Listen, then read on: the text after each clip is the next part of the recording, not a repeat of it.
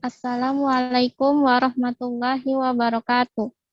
Kami dari kelompok 9 Usul Fikih ingin mempresentasikan terkait studi fatwa Majelis Tarjih dan Tajdid Muhammadiyah yang beranggotakan Deliana Swita, Amelia Vidyawati, dan saya sendiri Ramadina Putri.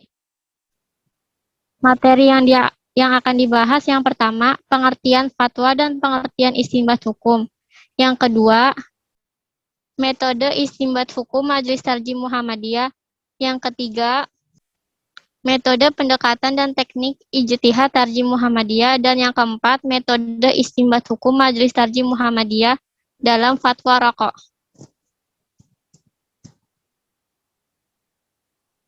Yang pertama, pengertian fatwa. Fatwa berasal dari bahasa Arab al-ifta al-fatwa, yang secara sederhana dimengerti sebagai pemberi keputusan. Allah berdasarkan dalil-dalil syariah yang menfatwa secara etimologi. Bahasa ialah artinya menyelesaikan setiap masalah. Definisi tersebut jika dicari persamaannya dalam Al-Quran sebuah solusi dari suatu permasalahan.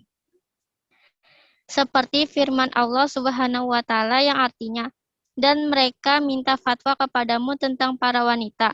Katakanlah, Allah memberi fatwa kepadamu tentang mereka, dan apa yang dibacakan kepadamu dalam Al-Quran juga menfatwakan tentang para wanita yatim yang kamu tidak memberikan kepada mereka apa yang ditetapkan untuk mereka.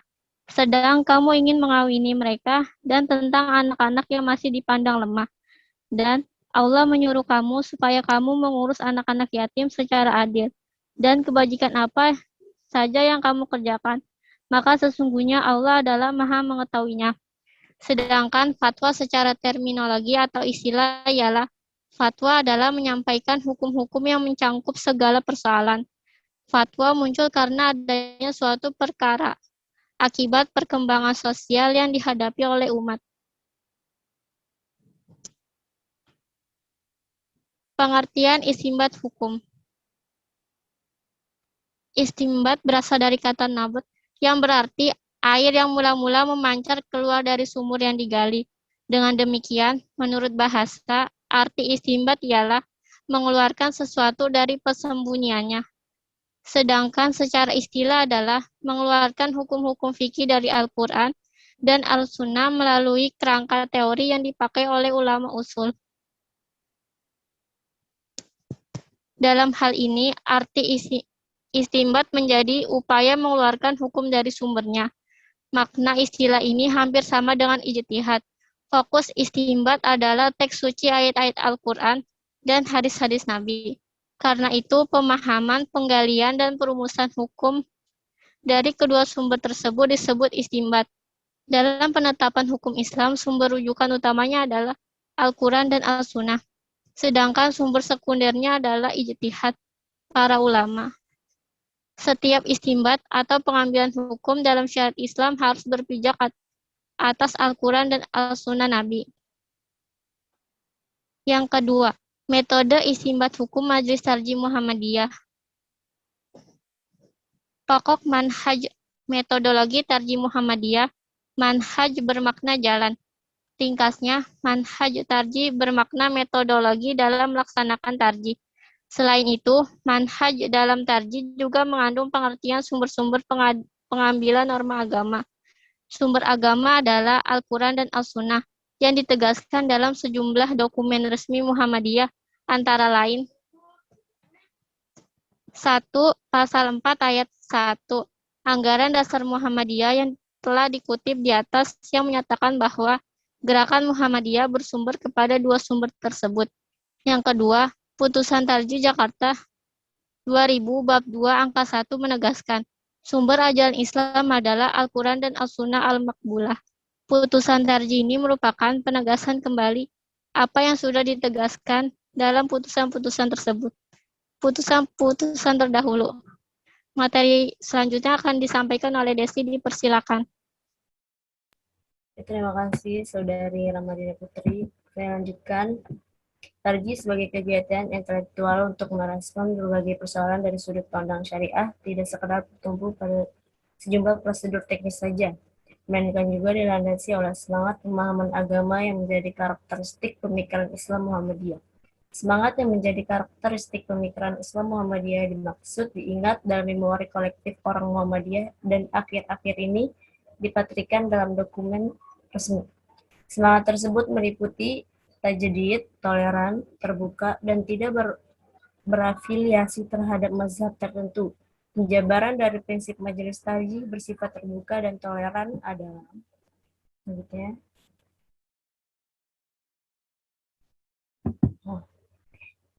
Yang pertama itu ada pada waktu melakukan musyawarah untuk mengambil ketentuan itu, diundanglah ulama-ulama dari luar untuk turut berpartisipasi menentukan hukumnya. Yang kedua adalah setelah menjadi keputusan, majelis tarjih menerima koreksi dari siapapun, asal disertai dalil-dalil yang lebih kuat.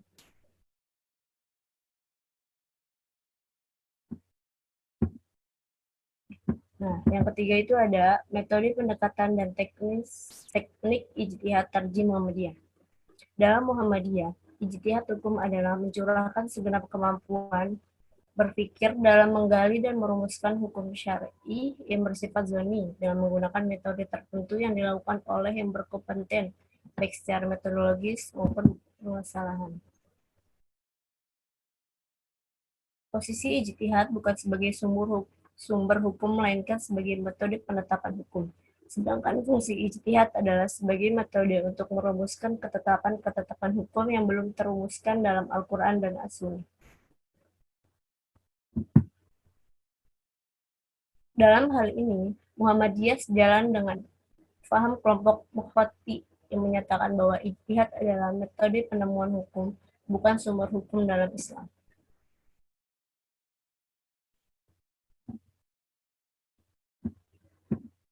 Selanjutnya itu ada ruang lingkup ijtihad meliputi yang pertama adalah masalah-masalah yang terdapat dalam dalil-dalil zoni.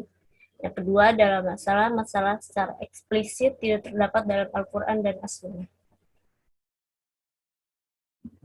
Lalu ada metode yang digunakan dalam majelis tarjih adalah yang pertama ada bayani atau disebut juga dengan semantik, yaitu metode penetapan hukum yang menggunakan pendekatan kebahasaan. Ini merupakan bentuk mendapatkan hukum dari nas zoni dan mencari dasar interpretasi atau tafsir. Yang kedua ada taklili atau disebut juga dengan rasionalistik, yaitu metode penetapan hukum yang menggunakan pendekatan penalaran. Disebut pula ijtihad qiyasi, yakni usaha untuk menentukan suatu masalah yang belum terdapat nasnya, namun dapat diambil kesimpulan berdasarkan kesamaan ilah dengan masalah lain yang terdapat dalam nasnya.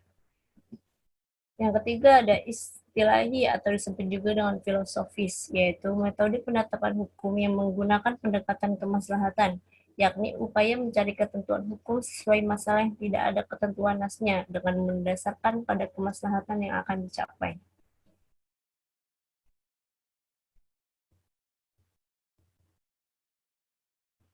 Selanjutnya akan dibahas oleh Saudari Afelia Filiwati, silahkan. Terima kasih, Nisi. Ya, yang selanjutnya pendekatan yang digunakan dalam penetapan hukum-hukum adalah 1. At-tafsir al-ijtima' al-mu'asir. Yang kedua ada at-tahiri. Yang ketiga ada al-sisul uji. Yang keempat ada al-antrubuluji.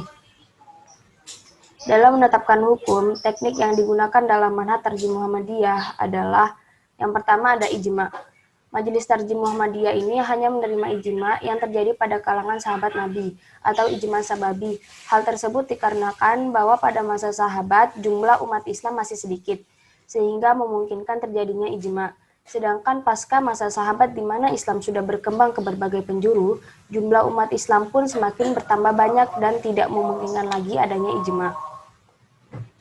Yang kedua ada qiyas. Muhammadiyah menerima qiyas dengan catatan tidak mengenai ibadah mahdah. Ibadah mahdah yakni ibadah yang bentuk dan tata caranya telah diatur dan dijelaskan oleh nas. Yang ketiga ada maslahi mursalah. Menurut Muhammadiyah, kemaslahatan umat merupakan sesuatu yang harus diwujudkan. Karena dalam masalah-masalah yang berhubungan dengan muamalah, peranan akal cukup besar dalam rangka mewujudkan kemaslahatan tersebut. Yang keempat ada urf. Urf secara etimologi berarti sesuatu yang dipandang baik dan diterima oleh akal sehat. Sedangkan secara terminologi, seperti yang dikemukakan oleh Abdul Karim Zaidah, istilah urf diartikan sebagai segala sesuatu yang tidak asing lagi bagi suatu masyarakat, karena telah menjadi kebiasaan dan menyatu dengan kehidupan mereka, baik berupa perbuatan atau perkataan. Kemudian apabila persinggungan antara dalil atau ta'arud al-adilah, maka Majelis Tarjih Muhammadiyah menyelesaikan dengan cara berikut. Yang pertama ada al-jam'u wat taufiq, yakni sikap menerima semua dalil yang walaupun zahirnya ta'arud. Sedangkan pada dataran pelaksanaan diberi kebebasan untuk memilihnya. Yang kedua ada at-tarjih, yakni memiliki dalil yang lebih kuat untuk diamalkan dan meninggalkan dalil yang lebih lemah. Yang ketiga ada anas, yakni mengamalkan dalil yang munculnya lebih akhir. Yang keempat ada at-tawakuf, yakni menghentikan penelitian terhadap dalil yang dipakai dengan cara mencari dalil baru. Pembahasan yang keempat, yakni metode istinbat hukum Majelis Tarjih Muhammadiyah dalam fatwa rokok. Majelis Tarjih Muhammadiyah mengeluarkan metode istinbat hukum fatwa haramnya rokok dengan cara menelaah sumber-sumber hukum Islam. Dalam metode tersebut, Majelis Tarjih Muhammadiyah mengemukakan dua dalil, yaitu Al-Muqaddimat al-Nakiyah, yaitu penegasan premis-premis syariah, dan At-Tahqiq al-Man'i, atau penegasan fakta syar'i. Pada dalil pertama, dikemukakan dalil-dalil yang berasal dari Al-Quran, hadis, ijma', dan qiyas. Sedangkan pada dalil kedua, dikemukakan fakta-fakta yang ada melalui berbagai penelusuran referensi.